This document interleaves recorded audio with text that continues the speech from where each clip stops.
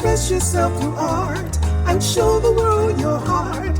Express yourself through art and show the world your heart. You're in the know with Esther and Larry. Art on the air today. Stay in the know with Larry and Esther. Art on the air our way. Express yourself through art and show the world your heart. Express yourself through art and show the world your heart. Express yourself through art. And welcome. You're listening to Art on the Air on WVLP 103.1 FM and on Lakeshore Public Radio 89.1 FM. This is our weekly program covering arts and arts events in Valparaiso and throughout Northwest Indiana. I'm Larry Breckner of New Perspectives Photography, right alongside here with Esther Golden of The Nest in Michigan City. Aloha, everyone. We're your hosts for Art on the Air. Our theme music you heard is by Billy Foster with a vocal by Renee Foster. Underwriters for Art on the Air are Valparaiso University's Brower Museum, regional art patron Mary Levan, and our landlord, Walt Breidinger of Paragon Investments. If you'd like to find out more about leasing space in this historic building, please give Walt a call, 219-462-5821. We'd like to thank them for their generous support. Thanks to Greg Kovach, WVLP's station manager, and Tom Maloney, Vice President, Radio Operations for Lakeshore Public Radio. Art on the Air is supported by an Indiana Arts Commission Arts Project grant through South Shore Arts and is part of the National Endowment for the Arts. If you're interested in being a guest or sending us information about your arts-related event or exhibit, please email us at artontheair.wvlp@gmail.com. That's artontheair.wvlp@gmail.com. Our program, along with all of our programs, are streaming live at wvlp.org. Art on the Air is rebroadcast on Monday at 5 p.m. Our entire show archive can be heard at our website, brech.com/AOTA. That's Brech, BRECH.com/AOTA. You'll also find our detailed arts calendar at brech.com/AOTA. Our shows are carried by Lakeshore Public Radio, 89.1 FM every Sunday at 7 p.m., and you can hear them at lakeshorepublicradio.org. And make sure to like us on our Facebook page, Art on the Air, WVLP. Art on the Air is always looking for financial support. We'd like to thank our current supporters. If you're looking to support Art on the Air and, of course, the WVLP station, we'd be happy to become part of the WVLP family anytime. Esther and I especially would invite you to become an underwriter of this program in particular.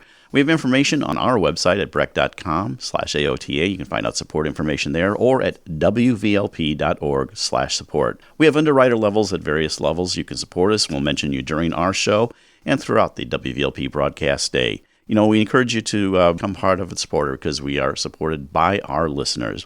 So don't just be a WVLP and Art on the Air listener. Become a supporter or underwriter in whatever amount you're able to do so we continue to bring you great content and this great local programming. And like I say every week, don't give till it hurts. Give till it feels good. And you'll feel so good about supporting Art on the Air and the whole WVLP family. Join the WVLP family today. And now with our Spotlight segment for Art on the Air, we have ArtZ Fine Arts and Antiques in Chesterton. And first up, we have Bridget Nadolski. Welcome to the show. Hi, thank you. Well, first off, I wanted to say happy 2-year anniversary. Oh, thank you. Yes, it is. July 20th will be our anniversary. How wonderful. So tell us what's going on now. We're kind of crawling out of the COVID-19, and I know you've been shut down, but you're now kind of reopening and events and things like that. So give us a rundown on that, Bridget. Well, we're excited to be opening back up. We are asking for our customers to please use a face mask when they come in. We are open from Wednesday to Saturdays now, from 10 to 2. And we're excited to show off the art, especially since a lot of the art fairs have been canceled in the area. So we're hoping to enrich our community with art, and the art that they'll be missing at these fairs, they can come see it at ArtZ. Do you have new artists?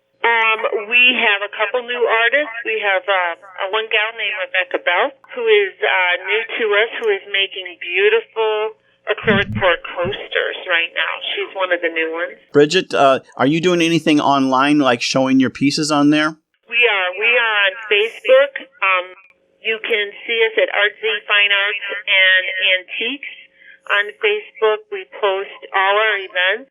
You should probably spell that out because it's not like it sounds. Oh, okay. It's ARTZ for Art Fine, and then ArtZ, and Antiques ends with a Z instead of an S as well. So I've been seeing your little videos about when you're open and things like that. So what hours are you running right now as you're kind of coming out of this COVID-19 thing? We're starting on Wednesdays through Saturday, 10 to 2 right now. Okay. And so you've tried to have some events. Do you have anything coming in the future as far as events? We do. We have an estate sale coming, and I'm going to pass my phone over to my business partner, Cathy for that. Hi, how are you? Hi, Cathy. Tell us about the estate sale. Okay, so our details are we are going to start with having estate sales, and we're going to try to do it once a month on a Saturday. I'm thinking the third Saturday of the month, second or third Saturday, but our first one is going to be July 18th, and it's going to be from 9 to 4. Okay, and that's right there on Calumet where your shop is. Absolutely. We have a huge room, and we do have a basement as well. So we're going to be having some antiques and some collectibles, a lot of great stuff. Hey, tell us how you've been surviving during COVID-19. I know the shop has mostly had to been shut down, and Bridget just talked about doing some stuff online, but how's that affected you, like, personally? What have you been doing to deal with the pandemic? Well, I think that we've been staying safe, and we've been trying to help people sell things for them. So I've been having them put their things outside their door and picking them up and putting things online. So we've been doing some, service by picking things up at the door, or just so that people can just keep moving. I noticed that things seem to sell online more now than actually, people getting out and about because they're still a little nervous. You're open now Wednesday through Saturday. What are the hours again? 10 to 2. 10 to 2. And what's your plans for reopening, back to your normal schedule? Well, what we've been doing is on Saturday, we have one of our artists come in and set up a tent outside. So that's, a small way where people are outside and they can come and see some of our great stuff. And then we're sending people in slowly down the hallway to our art gallery in the back, and they're able to come in slowly. So we're using a process where we think everybody feels comfortable. Right. And you're requiring masks to come in there too, aren't you? We are, absolutely. If somebody doesn't want to use a mask, we ask that they shop maybe outside, so that they can have the opportunity of, seeing some of our great stuff. But we do recommend it. Very good. So we have about a minute left. Tell us what the plans are for, you're going to have like kind of a grand pandemic reopening, you think? Yes, we definitely are. We're going to figure out what day where we can all feel like we're somewhat back to normal. Then we're going to have like a grand reopening, like a ceremony. And hopefully we'll have a lot more things to offer for the community. We told Bridget, or Esther said it's your 2-year anniversary. How are you feeling about the shop running? Oh, we think it's doing fantastic. We are very excited. We're excited that our community is supporting us, and everybody's asking about the classes because they're happy to get back to it, but we just have to do it safely. So that's true. And Bridget briefly mentioned, I think, that you're planning maybe to do some classes outdoors if possible. Correct. We have a little garden center in the back. It's very lovely, and Bridget has it set up really nice, so she'll make sure that everybody's social distancing, and, the instructor will wear a mask and be able to help people out. So it'll work out great. Great, Cathy. Well, that's Cathy DeLeo and Bridget Nadolski from ArtZ Fine Arts and Antiques at 206 South Calumet, and how they're dealing with the pandemic and how they're breaking out from it. Thank you for being on Art on the Air Spotlight. Thank you so much. Thank you for having us. You're listening to Art on the Air, WVLP 103.1 FM, and on Lakeshore Public Radio 89.1 FM. And now on Art in the Air, we have Michell Santelik. She's a wonderful photographer, right here from Northwest Indiana, started in Cedar Lake and lives in Crown Point and has a great little studio, but she also does some very artistic things. Michelle, welcome to Art on the Air. Hi, thanks for having me. Aloha, Michelle. Well, we always like to start with your journey in life and kind of like where you were and how you got from there to now. So kind of tell us like where you grew up, what your influences are, and then of course we'll talk a little bit more about your professional development. Yeah, so I grew up in Cedar Lake, and I live here in Crown Point now, but I grew up in Cedar Lake, and I was an art kid. I went to Crown Point High School. I took every single art class they had, and they actually made up some for me. They gave me a couple extra classes and kept me loose with coming up with my own project, so that was pretty amazing that they did that. But somewhere in there, I found the love for photography. I loved Peter Lindbergh's work in Vogue magazines, which, back then I was probably the only kid I knew that even cared about magazines like that, while everyone else was busy with sports and other things. So I started working for Ted Wahlberg, and it was great. It was such a great experience for me because he was a PPA, which is Professional Photographers of America. He is a PPA master photographer and craftsman, and a local legend, I guess, too, because he photographed everybody. Everyone knew Ted, and I was fortunate enough to show up one day and ask for a job. And it was pretty interesting because the first thing he asked me, after rambling for a little bit, was if I knew what an f-stop was. So we kind of stopped and laughed. I did tell him, yes, I did. And then he said, whatever you think you know, forget it, because I'm going to teach you what it really is. And that's kind of how the whole thing started. Well, before we get off on Ted, tell us a little about what Ted did with his business and everything. I know we've actually probably met a couple times in it, but tell us especially about his business and everything and that kind of... So Ted Wahlberg not only photographed family portraits, senior portrait, corporate, that thing. He photographed proms, large events. And the thing he specialized in was panoramic photography. So I'm sure there's a lot of people that have that, the high school senior photo or the theater group. They would have all that big, giant, rectangle panoramic photo. Well, Ted used a camera that was re-engineered by his brother, Fred Wahlberg, and it was over 100 years old, and it was called a circuit camera. So what would happen is that we would set it up. We'd either have risers or, in the theater case, have all the actors set up.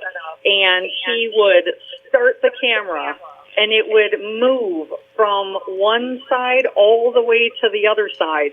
And Ted would be on a bullhorn, and he would tell everyone, don't move, keep looking. And he was a showman. He told me that to get those done right, you needed to keep the attention and the connection of all the people, at that camera. And it was pretty amazing. I mean, it was a great thing to watch someone like that work because he didn't just, quote, click the button. He really was an amazing person. Well, and so one story I'll share with the audience that you know about. When I was at Munster, our theater tradition is one of the things you could do with this camera, because it did actually a slow scan of everyone, is you could have someone on one end and they would run to the other end beyond it. And before I went there, some kid did that accidentally or on purpose. We made that a theater tradition, so we always had one of our people on both ends of the photograph, and he loved that aspect of it. And I remember him talking, and he would talk them through it, like you said, very showman-like, and says, all right. And so our kids has always loved getting their panoramic photo. Well, do you remember when he would say, all right, don't move, because if you move, you'll be out of focus. Yeah, you'll be a blur. Yeah. And then he'd say, but I bet some of you are already out of focus. And then afterwards, everyone would laugh really big. It was great. It was really great. But I was the person that got to be the right-hand man and set up the camera and measure things. I got to jump in there, help pose people, get it all ready, get the film ready for him. And then one thing on top of that I did where he took my education a step further was that I worked for him in his professional lab. So I was the person actually developing and printing these panoramic as well as, the prom stuff. So it was pretty amazing. It was magic. It was filmed. So we watched it. We went out there. We photographed it. We came back and developed it. And it was pretty amazing. You can't get that kind of education in school. I mean, how wonderful. That's where a lot of things are now is that people, they get to log in, they get to watch these great classes online, take a bunch of notes and, practice on their own.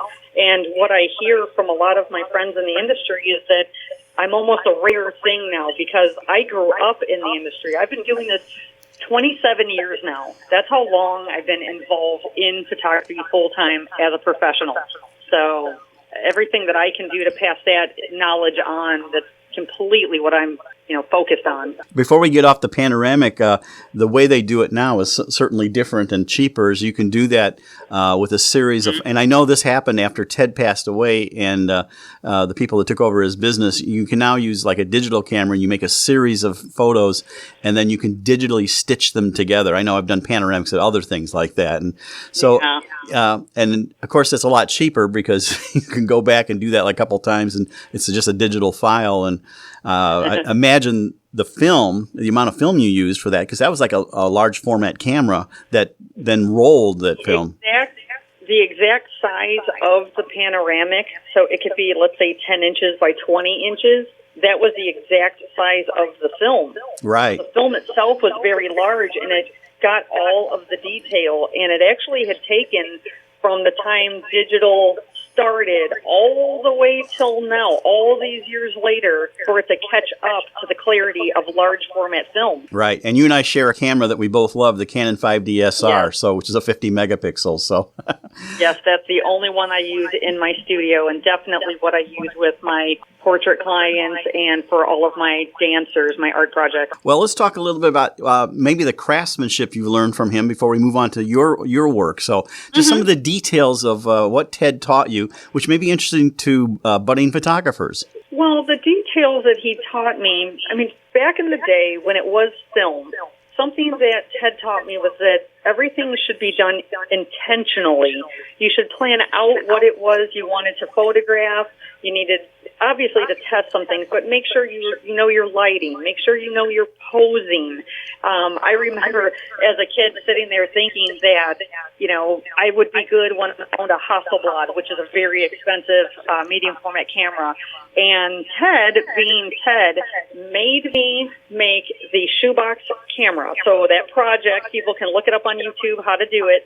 So he made me make the shoebox camera, and we went out and he made me shoot with it. I took pictures with it and came back and developed it. So basically his big lesson was, if you understand your craft, it's not about the equipment. Now, of course, you and I have a really, really fancy professional camera now, but I could probably take the same picture with a lesser camera because I understand all of the elements involved.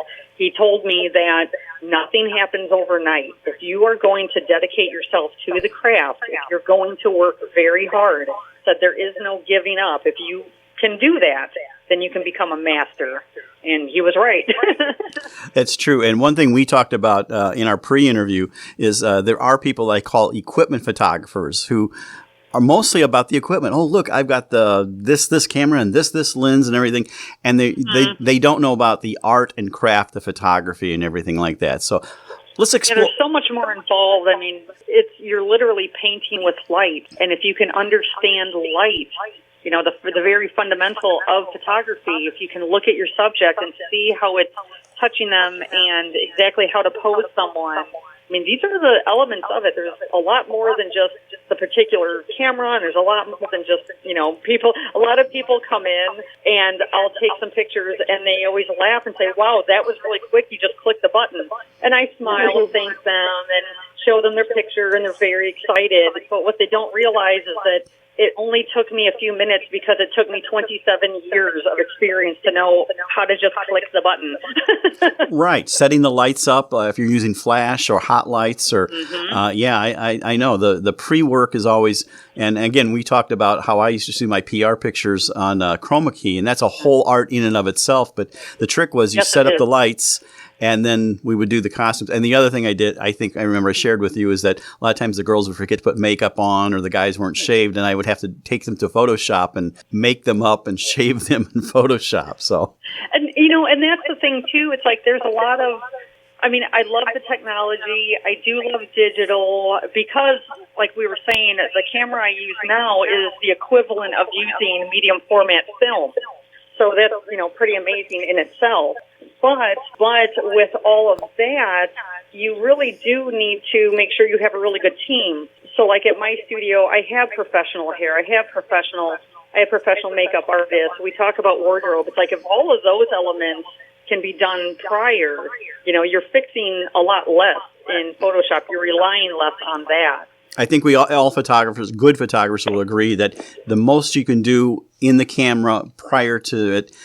I know I spend tons of time in Photoshop, but I mean getting it right as you click the button when you set everything else up. And I do more wildlife and outdoor photography as well as portraits and things. But the more you do in advance, the better off you are. So, well, there was a really great thing. Some artists actually do this, and not just photographers. There's a lot of other artists that will, actually a lot of musicians, they will impose the limits on themselves, so like constraints, which will force them to think through the next moves. And that way, over time, you really start, again, you're doing everything intentionally. So you're not just taking a million pictures and hoping one of them works. You're taking, let's say, 20 pictures and 18 of them are phenomenal. So that's when you start really limiting things, it's interesting what happens when you push yourself. Exactly. Well, one other question or thing I was going to say is I used to say in the day of 36 exposures, usually we got maybe 5 good pictures, and if you were lucky, 1 really good picture that everything came out all right. Of course, in the digital era, that's not quite the same because with digital, you can keep clicking. I know I do that now. I do multiple, almost in-camera shoots with very slight changes in composition or things like that. Yeah, and then you can go and pick it. But when you're shooting film, every time, even 35 millimeter days, every push of the shutter was a buck. I remember one time working with Ted, and we had his daughter came in, and she had a project for college, and I asked him if I could photograph it because, again, for years I worked. Right-hand man. He taught me so much, and I asked him, "Can I photograph this for your daughter?" And he said yes. And then he looked at me and he goes, "Now you have to get it done in 12 frames." And I said, "That's it?" He goes, "I'm giving you 1 roll of film. Can you get it done in 12 frames?" And that was scary. I remember my heart was pounding, and I said, "You know what? Yeah, I can." So I think in reality we use 2 rolls of film, 24 frames, but we got it. Speaking on a different aspect of it, when you're actually working with the models, and I noticed on your website that you do headshots as well as portraits, and then you have the whole dance series. And yes, working with lots of photographers myself, do you have a few favorite techniques that you use to put your subject at ease? And because I've seen things really, really tank. You can't get the shot because you haven't connected necessarily with the subject. That's a good question because one thing I truly believe in, and this does go all the way back to my TED years, that if you connect with your subject, that's what you pull through. However, what I've learned is having the consultation with my clients to speak with them, but to listen to them because they will tell you what it is that they want. They'll tell you, right away what things will make them uncomfortable. So it's my job to convince someone to trust me because I am not going to fail anyone. I'm not going to let them look terrible. It's just not going to happen. So after we can sit and talk and they have a good experience, because again, with my portrait work and even the corporate people or professional branding, as we like to say, they're having the whole experience. So they're getting to experience an entire team, which there's a lot of people that will say, to me, like, "Oh, no, I won't look like the women on TV. I don't look like the models in the magazines." And they'll say, "Or I don't even look like the dancers." I'm like, well, number one, dancers are completely different, and number two, the difference between regular people and people on TV is that they have a team working for them all day long. So when you come here, you're going to have my team, and they're going to take care of you, and then I get to take care of you. So all of that conversation, everything is helping them get to the point that when the minute they're in front of my camera, the minute everything gets quiet, it's me and them. And then it's my own personality, I guess. I can sit there and feel, I can feel what's going on, and I project my own energy, which brings out the best energy to them. Because, it could be, it's my artwork. It's everything that I do. It's my style. However, it's about the client. It's about the subject. I need to make them the best versions of themselves so that they can look at the picture and see how extraordinary they are. Doesn't matter who it is. Doesn't matter if it's like you said, a corporate headshot or, a 40-year-old woman, or when I'm working with the dancers, people that are very, very strict on themselves, they need to be able to connect with me, take direction, and then understand it, but then see themselves. And the minute I can show them that, like right in the beginning, and they know I got you, that's it. The whole rest of the photo shoot is good because it's trust. They know You did say the key point, listening, and then I can already tell that the person you mentored under had a great sense of humor, which also is complimentary. Yeah. Yeah, Ted was really something else. That's for sure. Well, tell us about some of the other projects you're doing beyond, kind of your professional portraiture. You're working on several different things. Tell us a little bit about that. Okay, so the one thing I'm working on right now that is my entire heart is my studio dance model team. Like, we weren't really sure what to name it, but that's what we've been calling it. Because for a few years now, I've been wanting to do a few different art pieces and plan it out, but I didn't want to use different people every time. And I thought to myself, wait a minute, if I have auditions, if I have, applications, have meetings, and if I select dancers, which I love so very much, if I select the right group and put them together, then this project, there's going to be 4 photo shoots, within a year's time. Each one of them, the shoots, is highly stylized. So you get my entire team, storyboards, everything we're laying out. But then, like today, so I met with our dance team, which I have to say their names, Olivia, Maddie, Gabby, Elise, Madeline, Evelyn, and Quinn, who are just darlings. They are from 413 Dance Academy and Origins Dance Academy here in Crown Point. Well, they know of me. I've photographed them before for other things. When we put the call out for this, this age group was one that I wanted to focus on because they're younger. The youngest is 10 and the oldest is about to be 13. So today we met and I said, okay, darlings, here's what we're doing. I'm like, you're going to be statues.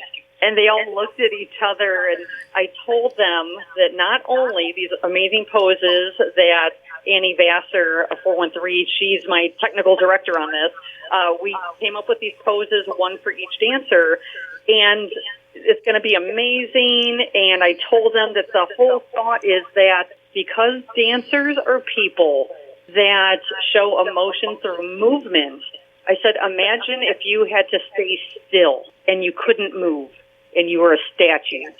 And they understood this. I said, and then we put them in the pose. And I said, now imagine that you're holding this for so long, but your creative soul has had enough and you need to break through it. And that's the moment of movement. And so after we discussed this and they understood, and I guess this goes back to your question about connection, I've explained to them the story. I know the emotion involved. We have music that I really want them to listen to really get into it. And then I showed them that what we're going to do with mixed media, we're going to put a mixture on them that's going to dry, and it's going to look like clay. So they really will be covered in something that looks like clay. They will look like statues. And so when the dancers saw this, they were amazed, and I asked them if they were excited, and they were going, crazy about it. So this is the first shoot of the series, and because we've had to push it back, obviously, because of the calendar and other things. But so this is the first one. It's going to happen this weekend. That's why we met today, and it is I already know it's going to be amazing because the energy involved is over the top. The dancers understand it. The moms are amazing. The poses are fantastic. So as we're creating the series, we'll be posting and doing things like that, submitting them to competition and accreditation and things like that. But that's what I'm working on. This is the first one. So there will be, like I said, 4 throughout the year. And that will just be, again, posting and featuring all over our website and other things for everyone to see it and enjoy it. So are you a dancer? You know what? No. I wanted to be. I wanted to dance so much, but, back then it didn't, back then I couldn't. And it was okay, but, just throughout the years, I watched them, I photographed them. I have just such a respect for the amount of time and, dedication that they have. Because for me, they understand that dance for a dancer is not this thing that you do or a thing that you kind of try for a few years. If you're a true dancer, like I'm a true photographer, it's your lifestyle. This is forever. And they're so young. They're so, this year's team is a young age. These girls understand. So I'm getting excited. Can't wait to show the world what we create. A couple things I was going to ask you is, are you ever going to exhibit these pieces, like print them, exhibit them, put them in one of the local galleries after we do open up? And it must be difficult for dancers who part of the dancing is movement to do it. And I know Flo Ziegfeld, back in the Ziegfeld Follies, he actually did something similar.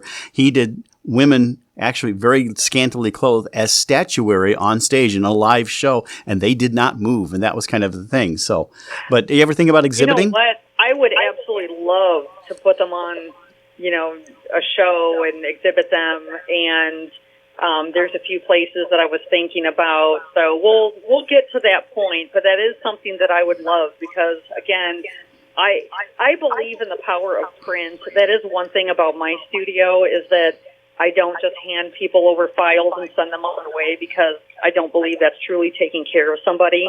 And this, again, comes from my background. So with this, all of these dancers, they're going to receive the printed portraits of these. And I would like them printed very large so that others can see them. And, yeah, I would love to have a show of this, and it would be amazing. It's very emotional. Well, Esther has a gallery, so that could be something you could, down the road when we're reopened. Real quick, we only have about a minute left here, Michelle. Tell us a little bit about how COVID-19 has impacted you and everything. You know what? During it, I think we were kind of shocked and, not really sure what to do. We took a good 2 weeks, when we closed to just kind of get our bearings. But right away, because I have a Facebook group, actually called Photography is My Lifestyle, and it's for serious studio owners. And we discussed things, and I started a mastermind group. And every week that we've met, every Monday we have met, logged in, and Zoom, discussed what we wanted to do with our studios because none of us were willing to just give up. And so I stayed in, we all discussed ideas and things we could all do in the future and ways to safely reopen and stayed on all the guidelines. And so with me, that was a blessing. It was great to be with, other professionals like that. And then, moving forward, with our clients, it really helps stay in touch with everyone, keeping everybody updated, keeping everyone thinking about, their families and that kind of thing and portraits. So it's weird. It's like in the beginning, we were really upset about it. And then I think something pretty amazing happened because of it. So, well, we're going to have to wrap it up. Everyone gets on track and everyone remains healthy. Well, we're going to have to wrap it up there. Michelle, it's been a pleasure having you. That's Michell Santelik, and you can find her on the web at MichellSantelikPhotography.com, also on Facebook, Santelik Studio. Welcome to Art in the Air. We appreciate you being on the show. Thank you. Thank you. You're listening to Art on the Air, WVLP 103.1 FM, and on Lakeshore Public Radio 89.1 FM. And I'm pleased to welcome to Art in the Air the one and only Edda Taylor from Edda Taylor Photography. She's a fine art photographer, does mostly portraiture, but other things located in Crown Point. Edda, welcome to the show. Hello. Nice to have you. Welcome. We're so happy to have you. Tell us a little bit about what inspired you to get into photography, your background, and how you got interested in fine art and that led to photography. Yeah, actually, as you see on my bio, I had a very artistic grandpa. My French, we call it grandpapa. And since I was maybe 4 or 5, he started teaching me. He used to collect all kinds of pottery and painting. But paintings was my most important thing that I like to see. And I learned, as young as I was, what was an impressionist painting and also a chiaroscura, highlight, shadows. As young as I was, I could see a picture, I could start to see that. So he thought I was very artistic. My family, I think my grandpa had like 12 grandchildren. I was the only one that would stay with him. And teaching, I was so lucky to have somebody like that in my life. And he wanted me to go and study at the Beaux-Arts in Paris. Instead, I got married very young. So I came to America. But I continued my education. I was homeschooled at home. I speak 5 languages. And I continued my education in photography. But one thing I found out about photography, the only thing is right now you have everything on the internet. You could see that. What we're missing is the soul of photography. And I'll talk to you about that, who taught me that. And what impressionists actually you loved that kind of inspired you? Well, see, the thing is what I found out about photography. Okay, I came to America and I always was doing pictures. I stopped, I took lessons about painting and everything. But then when I discovered more about photography, what I like photography, at that time I thought that was a democratic art. In painting, you could take somebody who's short, make him tall, make him thin, make him fat, make him pretty, make him ugly, and so forth. To me, unless you're working and you're painting nature, you can, change that. I noticed all those portraits. That's why I like the Impressionists better, because see, the Impressionists stopped doing all that glorifying things and went outside and started to paint the way nature was. So I thought photography to me, I was so impressed. You could capture the soul of that person right there in its real. Although now, with digital, you could make people short, the same thing, Yeah, that's true. That's what really impressed me about photography. So I studied every photographer from Evanston, Arnold Newman, Irving Park, Gordon Park. Gordon Park is another photographer. People don't talk about it. He's the first African-American photographer to be in Time Life magazine. He was so unusual, and I studied for him. Actually, I had a chance to interview him, and he passed away. But he photographed Chesterton in Paris. He did Muhammad Ali.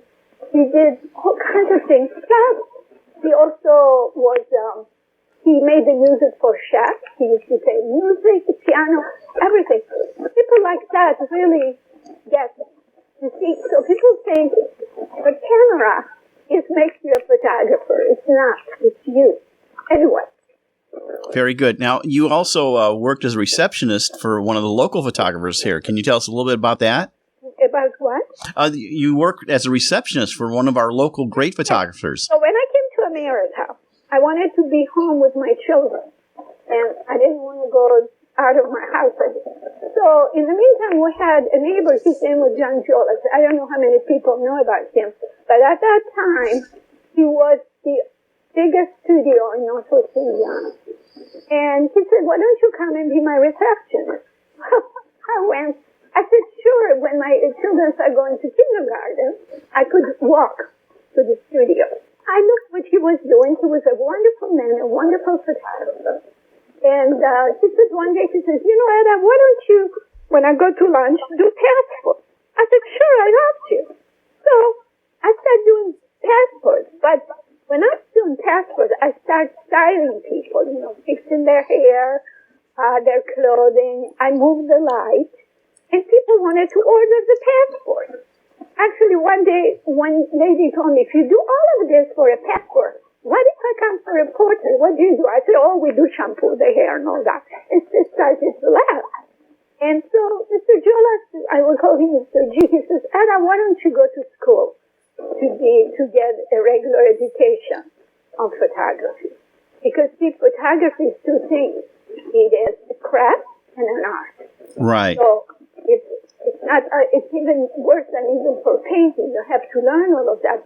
But really, now the cameras do everything. I have my little granddaughter that does fabulous things. She's only 8. But you have to go. So I went. He says, I'm part of PPOA, Professional Photographers of America, and they have the oldest school in America in Winona Lake. Indiana.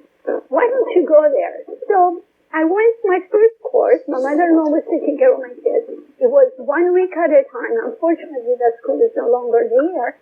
And what we did is we stayed there, and then we photographed, we breathed photography, we took photography all day. But some of the best photographers of the United States will come so kindly and do a week long at a time. Everybody impressed me, except the one that really got to me was Deborah Barker.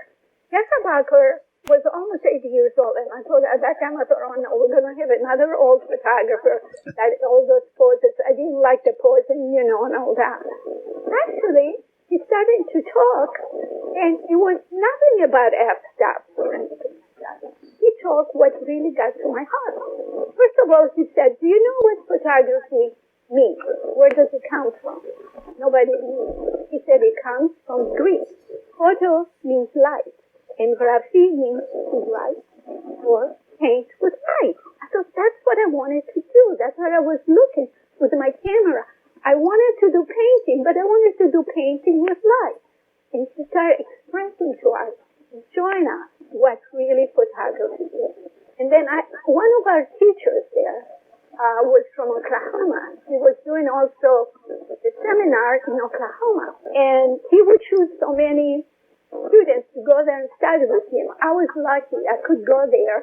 And he taught us what is it called? Painting with light on photography is the same concept that I have when you learn how to paint. You learn colors, texture, shape, scale, all the stuff that, I don't know if you paint, Larry, also, but all those things that you use, you learn to instruct your eye to see them. And the most important part, actually, in photography is the soul of who you photograph. And thanks to so many other photographers there, I became then an intern there. I would go in the summer, and we had different camera rooms, and every photographer had a different style. I was so lucky that I would go and set up the lights for this photographer and the other photographer in another style. That's what I like, and that's what I teach. Not to imitate, but to innovate. Well, you ask if I painted, and I don't, but my other career, of course, is not only directing theater, but as a lighting designer, and much of the things with light being... There you are. As a lighting designer, you paint a three-dimensional area with light. You paint the actors, the scenery, and things like that. So that's then my allied area. You studied at Winona. Where else did you study photography? I see on your bio you had several other places you went.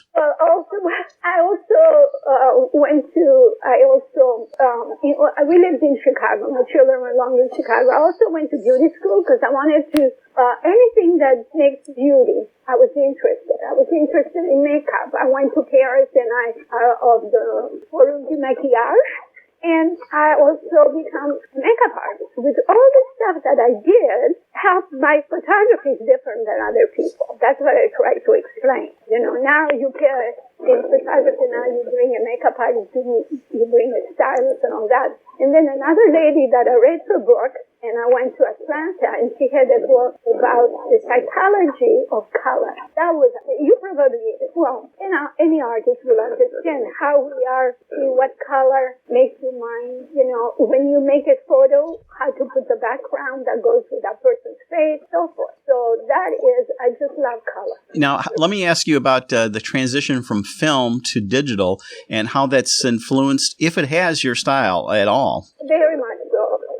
Actually, I have an article here. If you like, I can tell you a few things that I wrote. I was so very lucky. I was the customer of Dan Burrell Lab, and he let me go around the country, represent his lab, and I did seminars about that. And I had a program called Love, Dream, Imagine, Create, and Believe. And then Love is loving what you do.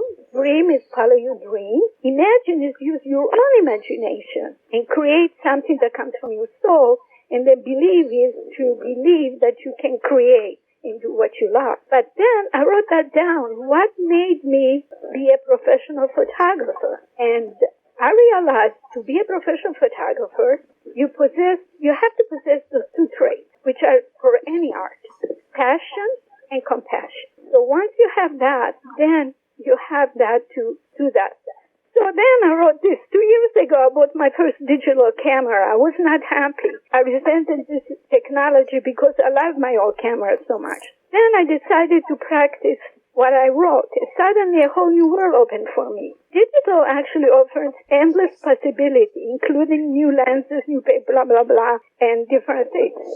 So I was in love again. But I took a year to test because the film, the way the film, the camera with the film is differently than the digital. Digital, you can change it. Did you used to develop your own film? I did at the beginning, yes, but you have to have, color, not color. I learned how to do black and white. Yeah, I did. You have to have all this, But what I did is because Burrell Labs down the street from me, I would go there and they let me work with the artists there and tell them, that's this, do that, do that. So they knew how I wanted my background in film. Because like I said, you have to have the craft. That's where the craft comes. When I first came in my camera, I would take picture and I thought it looked so beautiful, but then under certain lights, the people would look green. It was very difficult at that time. I had an RB. It was a big camera and you had to learn all of that. So I learned all of that, what kind of different things that you put in front of your lens. But then when I went to digital, it was raw and it was very harsh. So it took me 5 months, a year to keep testing the digital to make it the way I did with film. So now when I hear people in my studio, they can tell the difference between film and digital. You're listening to Art on the Air, WVLP 103.1 FM, and on Lakeshore Public Radio 89.1 FM.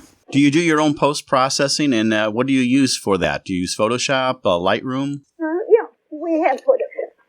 I have a girl that works for me, and I tell her what to do, and we have all this stuff, yes. Very good. You don't do your own retouching then. You have someone else do it for you. And just to tell you, I spend more time doing that myself. In fact, I sometimes enjoy post-processing the photo that I've worked on than actually doing the photo and everything. Now, and I'm concentrating more on scenics and wildlife right now. But yeah, there's something fun about doing that. I know how to do it too. I do. But really, it doesn't interest me. My interest is more, I want to spend more time capturing people. And, the digital, everything is done for you now. Really, it's not what it used to be at the beginning. Now we have one program that you do that and opens the eyes, does that, whitens the teeth, all that. So who takes your photo? I set up the lights, and the one that you see, that's my son took it. Okay. The click doesn't make you a photographer, It's how to set it up, right? It's true. Yeah, that's the majority of doing a studio thing is getting all the lights or flash units set up correctly. So you have I remember seeing some things where people preset the thing. I said, well, actually, that's the majority of the work. Clicking the shutter is not necessarily the whole thing. So in your commercial client list, how did it come about that you were photographing the powwows? That's my favorite thing to do. That, and also I do the powwow. I have a friend who writes she's writing a book on the Miswaki American Indian tribe. It's in Iowa. It's a wonderful tribe. They came all the way from Canada, and there were thousands. And at the end, there were only, I think, a couple of thousand.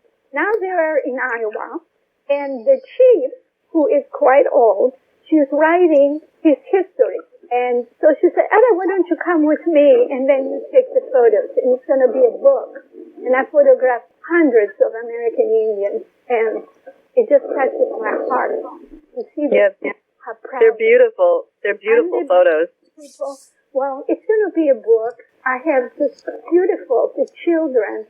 And to tell you the truth, the thing that really impressed me, they also do a music, there. And by the way, the powwow is not only the Miswaki. Powwow means they do them around the country, and they come from different tribes, and then they compete. So some of those, they are Cherokee and so forth. They all have different traits. Very, very proud. But really what impressed me is how much they love America after what happened to them.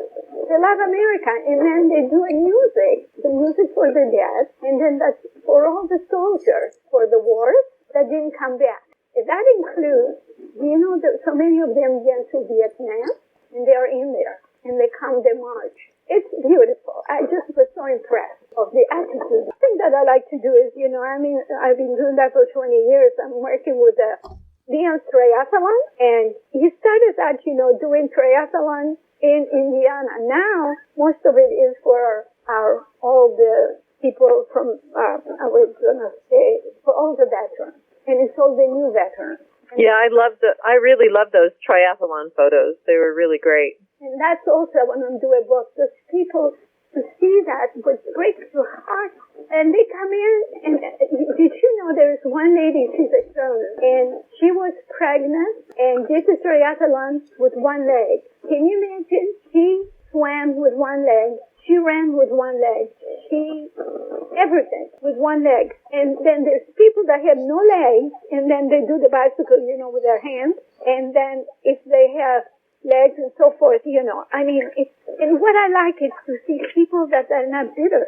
They believe in America, and it's wonderful. Edda, let's talk about your portrait photography. I know one of the hallmarks of what you do, of course, you're located in the courthouse in Crown Point and have your studio in Suite 304, but you use the entire building. Besides using regular traditional studio setups, you also use window lights a lot for many of your portraits. That's my favorite way to photograph. It's the painting with light.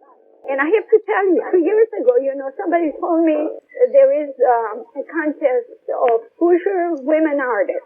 Right, the Indiana Arts Commission. Right. Right. So I thought I answered it. Would you believe I won? I went, if you're chosen, I think 360 artists. And I think once I won, I think there was about 40 or something are chosen. And I was one of them. And they thought my picture that I answered actually was a watercolor because it was, the way I do my photos. And all of them were painters, And that's very sad that photography really is not as made important.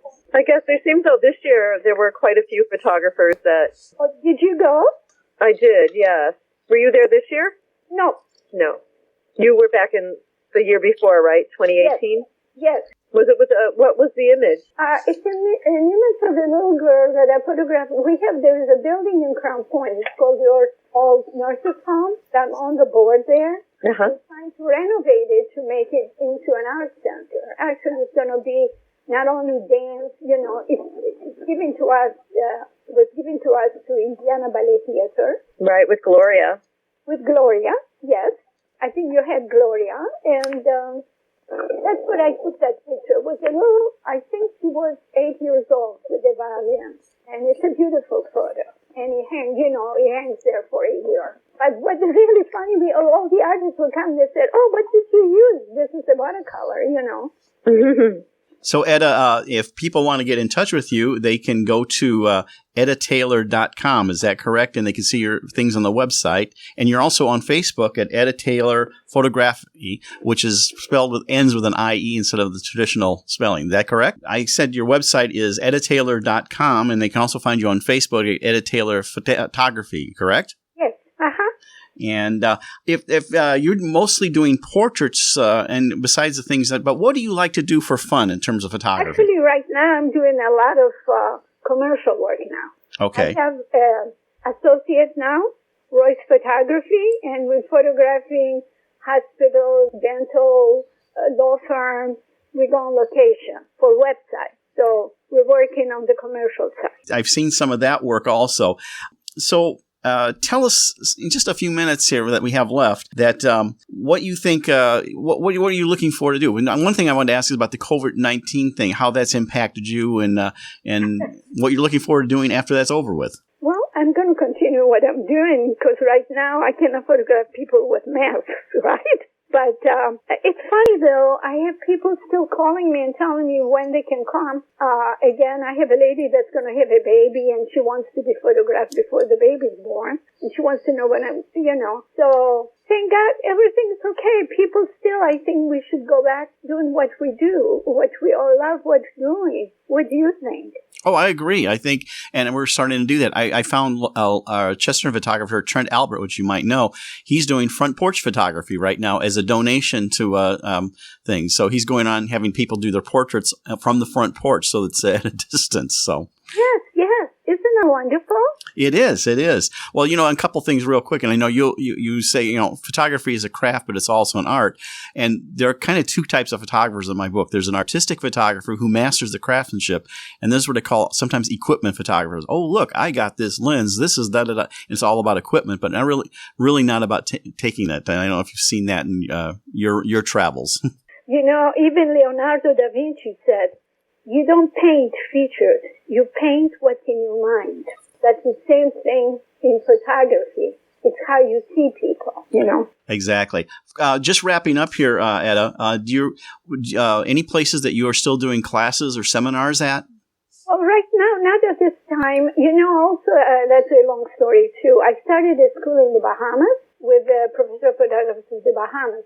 And I go there once a year, and people come from around the world. And I'm not only the only one, because the climate is so beautiful there, and they come in and we do seminars there. So that's my favorite place to teach. Would you ever want to do that in the courthouse? I mean, people would probably come all over to come see your things. I did that, but the problem is, to tell you the truth, right now there is 500 part-time photographers. So the studios didn't think that's a great idea. I was teaching also at Purdue classes.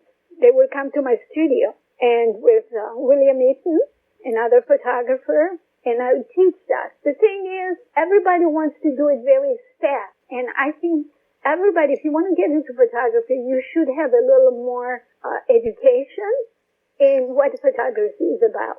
And that's what I teach, that part. So a lot of photographers just want to learn what app I'm going to use and, things like that, which is not the purpose of art. I agree. Well, I think we're going to have to wrap it up there. We could have gone on for a long time. This is Edda Taylor from Edda Taylor Photography.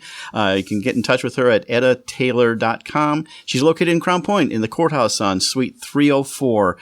So thanks so much for being on Art in the Air, Edda. Really appreciate it. Thank you so much for asking.